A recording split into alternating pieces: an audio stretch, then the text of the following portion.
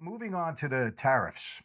Here's my thing on that. A lot of people, oh, you don't understand. He's going to be destroying jobs and, people are going to get hurt. And I said, listen, give the guy a chance. You people have never negotiated anything in your life. You're not in business. You don't understand.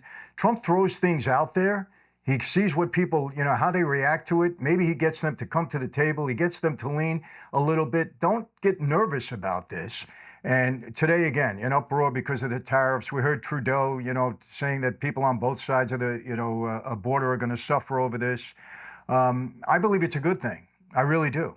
I think it's about time that America worries about America first. That's my position. Let me take you back. It's 18 years. My husband and I just celebrated our 17th wedding anniversary. So I'm going to go back 18 years. And I was seeing a therapist because I had gotten a divorce from my first husband, and she was like a relationship therapist, and she was, helping me figure out where the first marriage went wrong and how I could make a better choice second time around if I were so inclined. I started dating Doug. He was unlike any other guy I'd ever dated. He was nice. He was a gentleman. He was treating me well. He wasn't an asshole. I'm like, oh, I'm not sure I like that. I think most women understand what I'm saying.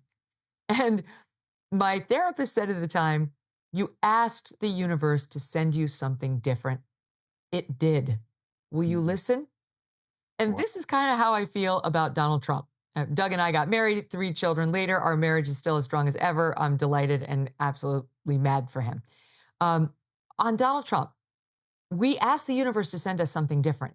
We decided the country needed to try, to steal a phrase, hope and change, but actual hope and change this time. Bill Maher said it best when he said, we don't need a revolution. We needed a colonic. The country needed a bit of a cleansing. And Trump is trying to do something. I realize there are certain industries that may have some short-term pain, and even Trump acknowledged that. But he's trying to do something that will spur a new era of manufacturing in America, which is good for the working class and the so-called rich, who are the job creators. This is part of his plan. They said all these same things about his tariffs on China in Trump 1.0.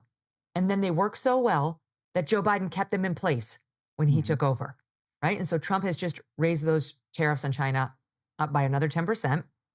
And he's put them on our friends. That's what people are so upset about. Our friends, Canada and Mexico. But look, let's be honest. Our friends have been mooching off of us. Our friends have been taking advantage of us. They've been raiding the liquor cabinet.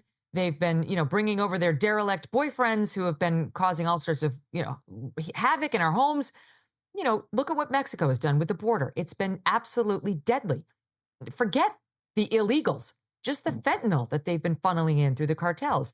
And there's a serious fentanyl coming our way from up north. Our friend, in what Michael Knowles calls our evil top hat of Canada, whose values look less aligned with ours some days than those of the evil Russia. They're letting a 50-year-old man swim against 12-year-old girls in Canada. He's an otter, a quote otter, because he identifies as a 12-year-old girl. They're allowing that. I don't understand them at all. So my point is simply, Trump is looking for fairness, and he's looking to send a message that will actually get them to behave better when it comes to their friend, the United States. What about their friendship toward us and the obligations they owe? I'm open-minded to see where this goes, and I fully agree with what you said. If it doesn't work, he'll change it. He's quick to change. He doesn't have that thing where it's like, well, I said I would, so I have to just keep doing it. He wants success. He doesn't want to say no decision ever went sideways. My friends, if you enjoyed this video, I'm going to give you an opportunity to become my partner in business. Franzese Wine experiencing tremendous growth over the past couple of years, and we're going to experience even further growth in the next few years. You're going to have an opportunity to be my partner because you've been supporting me, you've been my fan base, and I want to share this with you.